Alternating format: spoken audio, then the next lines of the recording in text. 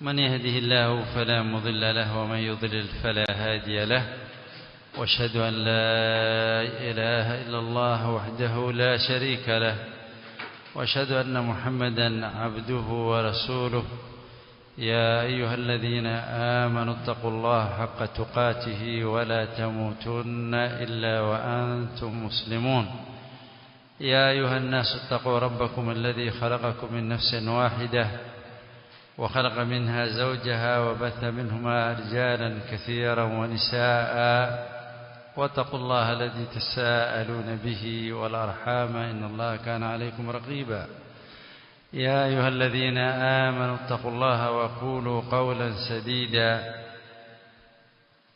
يا أيها الذين آمنوا اتقوا الله وقولوا قولا سديدا يصلح لكم أعمالكم ويغفر لكم ذنوبكم ومن يطع الله ورسوله فقد فاز فوزا عظيما أما بعد فإن أصدق الحديث كتاب الله وخير الهدي هدي محمد صلى الله عليه وسلم وشر الأمور محدثاتها وكل محدثة بدعة وكل بدعة ضلالة وكل ضلالة في النار أعاذنا الله وإياكم من البدع. Wasikilizaji watukufu,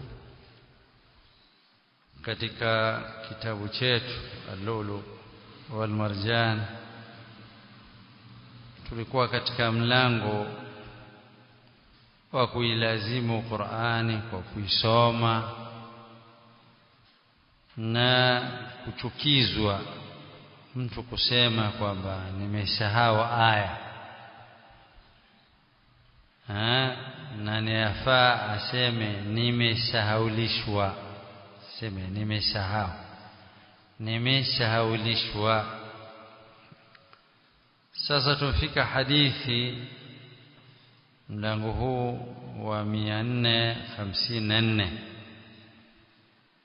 حديث أبي موسى رضي الله عنه وأرضاه عن النبي صلى الله عليه وسلم akipokea kutoka kwa mtume صلى الله عليه وسلم قال mtume amesema ta'ahadul Qur'an ay lazimuni kuisoma Qur'ani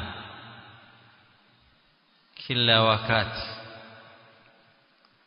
Fawalladhi nafsi biyadi, na hapa kwa Mola ambaye nafsi yangu iko katika mkono mwake.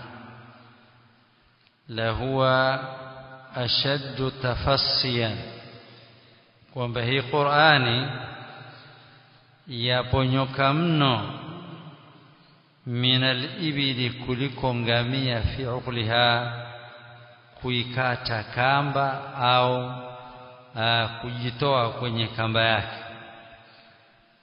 Ai Qur'ani ni haraka mtu kusahau na ni haraka mtu kuhifadhi. Ndio muujiza ya Qur'ani, waweza kuhifadhi mara moja na ukasahau, lakini ikiwa utakariri kila wakati, mwanzo utapitia zile sehemu ulizo hifadhi mwanzo kila wakati, na kila inapokuwa mathalan wasali salatu layl, takuwa umelazimu kusoma Qur'ani hiyo, na unafanya upya katika kusoma kwa Qur'ani. Basi hapo ndio utakuwa wewe umehifadhi ile Qur'ani na haitoponyoka.